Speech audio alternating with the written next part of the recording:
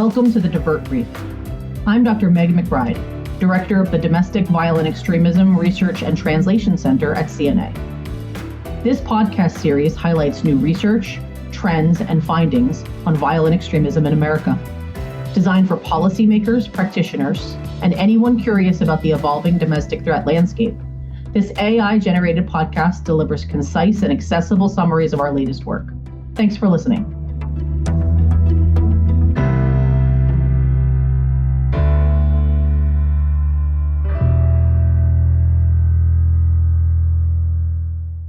In today's episode, we'll be exploring key insights from our report, Trends and Recommendations, House of Worship Targeted Homicides, which draws on data from the Violence Prevention Project's public dataset on House of Worship homicides in the United States from 2000 to 2025. Let's dive in. When people hear about violence at houses of worship, I think the immediate image that comes to mind is usually a mass shooting. But the reality is actually more complicated than that.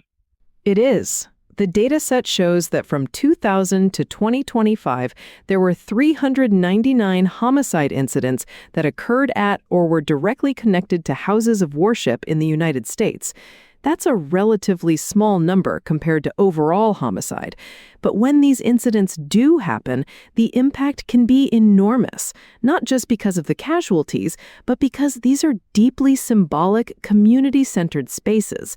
A single attack can change how safe people feel attending services or participating in congregational life. But most homicides connected to houses of worship actually aren't active shooter events. Right. Only 27 of those 399 incidents, about 7%, were active shooter incidents. The vast majority involved interpersonal disputes, domestic violence spillover, or conflicts happening near the property rather than because of the religious institution itself. One detail that really stood out to me was the role of predictability.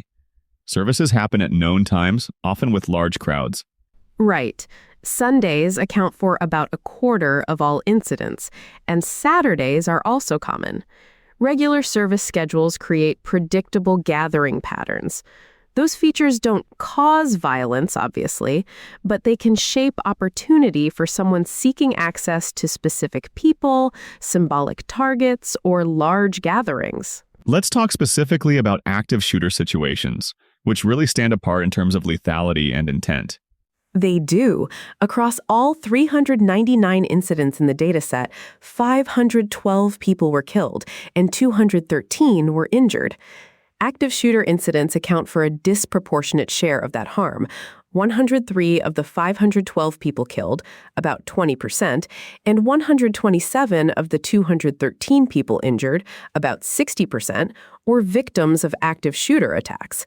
On average, each active shooter incident resulted in 3.8 fatalities, compared to 1.3 fatalities across all incidents. So even though they're relatively rare, they're far more lethal. And there's usually some planning involved, right? Absolutely. These attacks are often highly premeditated.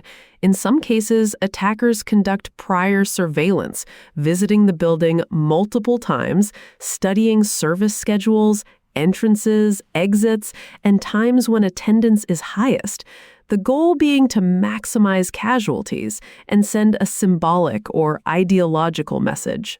That ideological component shows up pretty frequently.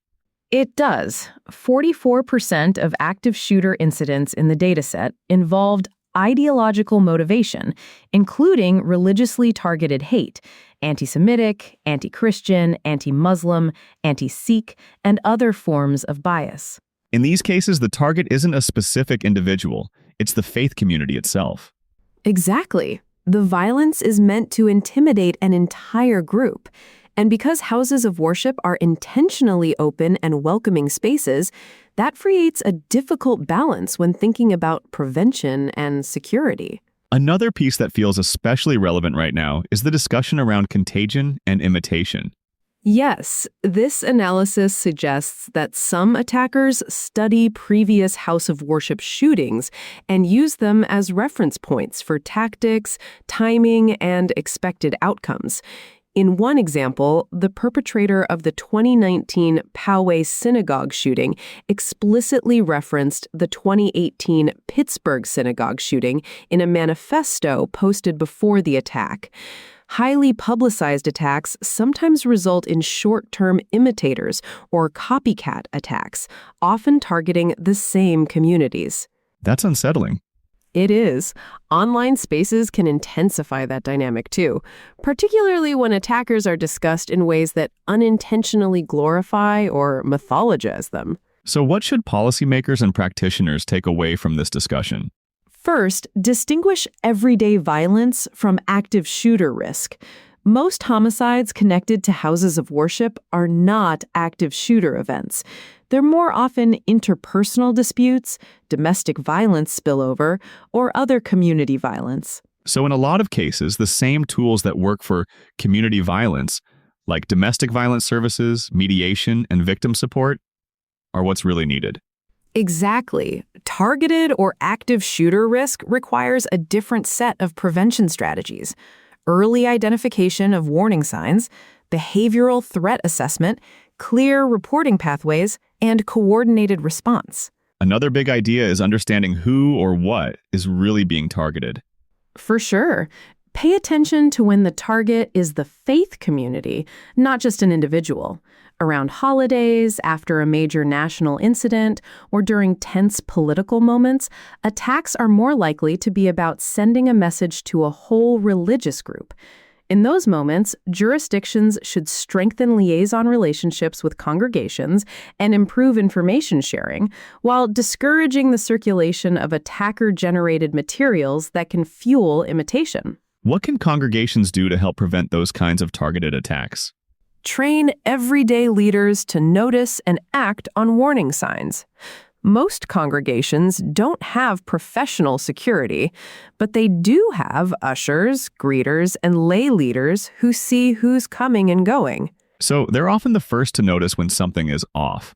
Exactly. Short, periodic trainings can help them know what to watch for, like someone repeatedly photographing the building, asking odd questions about exits or security, or showing up often without engaging. That naturally raises the question, what happens after someone notices something?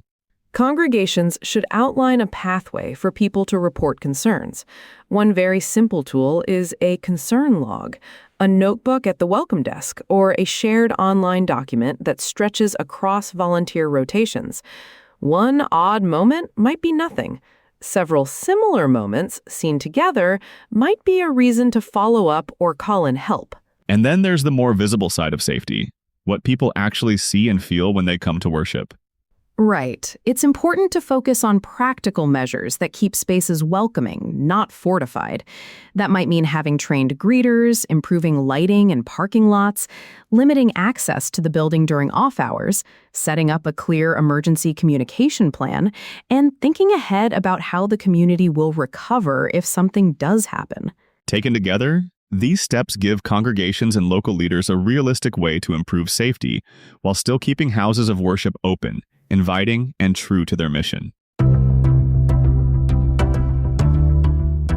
This podcast was produced with the assistance of artificial intelligence tools, but the content was based on research done by the DVERT Center, which is embedded within CNA, a nonprofit research and analysis organization dedicated to advancing the safety and security of the nation. Production of the DVERT Brief is supported by the National Institute of Justice under Award Number 15, PNIJ 24GK00750DOMR. The opinions, findings, and conclusions or recommendations expressed in this podcast are those of the authors and do not necessarily reflect those of the Department of Justice.